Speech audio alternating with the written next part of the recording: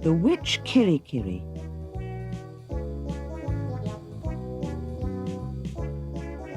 Molly had a little alarm clock and she set it for 11:45, so they awoke in good time for their adventure. Chinky was waiting for them and told them, "We can't go in the wishing chair. It hasn't grown its wings again. I think it's asleep because it gave a tiny snore just now.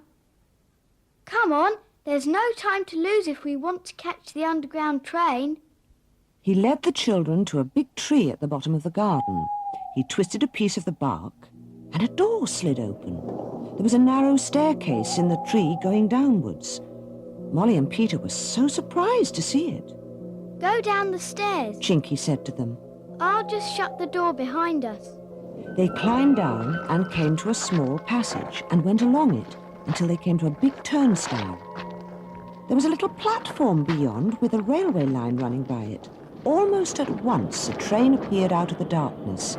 Its lamps gleamed like two eyes. There were no carriages, just open trucks with cushions in.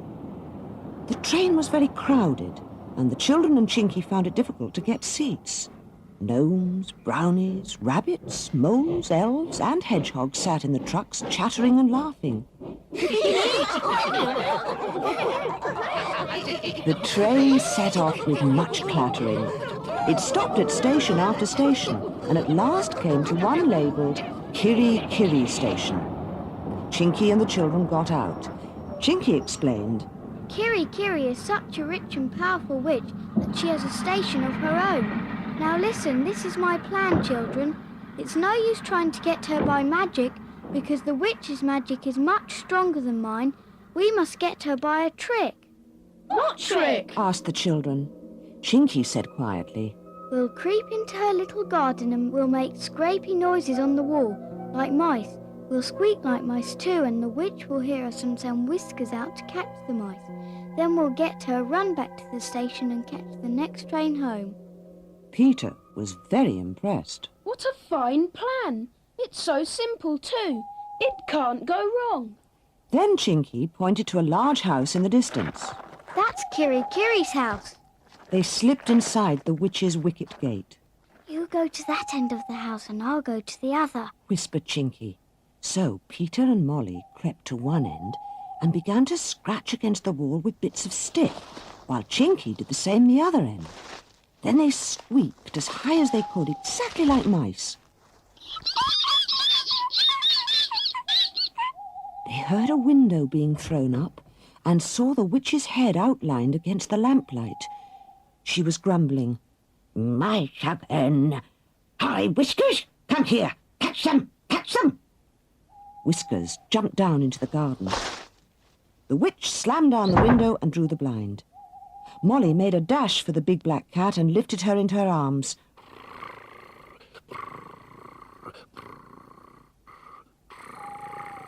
Whiskers purred and rubbed her soft head against Molly's hand. Chinky and Peter came up in delight. "The plan worked beautifully. Come on, let's go to the station." And then the most unfortunate thing happened. Peter fell over a bush and came down with a loud clatter on the path. Ah! At once the window flew up again and Kirri-Kirri looked out. She shouted a very magic word and slammed the window down again. "Oh dear, oh dear, oh dear," groaned Chinky at once. "What's the matter?" asked Molly, scared. "She's put a spell round the garden. We can't get out. She'll find us here in the morning." It was as if there was an invisible wall all round the garden. The children couldn't get out anywhere. "Whatever shall we do?" Molly asked Chinky, but he looked very gloomy. "We can't do anything. Peter was very silly to go and fall over like that, just when we had done everything so well." Poor Peter said, "I'm very sorry. I do wish I hadn't. I didn't mean to." "Well, we'd better go and sit down in the porch," said Chinky, who was shivering. "It's warmer there." They were nodding off to sleep, for they were all very tired, when Whiskers suddenly began to snarl and spit. The children and Chinky woke up in a fright. they saw something flying round the garden like a big blackbird. Molly stared, and then she leapt up and whispered as loudly as she dared, It isn't a bird. It's our dear old wishing chair. It's come to find us. Chinky gave a chuckle of delight. He ran to the chair and took hold of it, shouted to the others, Come on, the only way out of this bewitched garden is by flying up and up.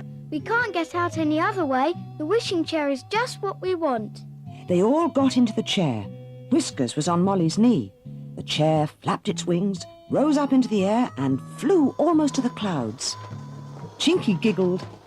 What will old Kirri-Kirri say in the morning when she finds no one in her garden, not even Whiskers? She'll think she's been dreaming. I wish I could see her face.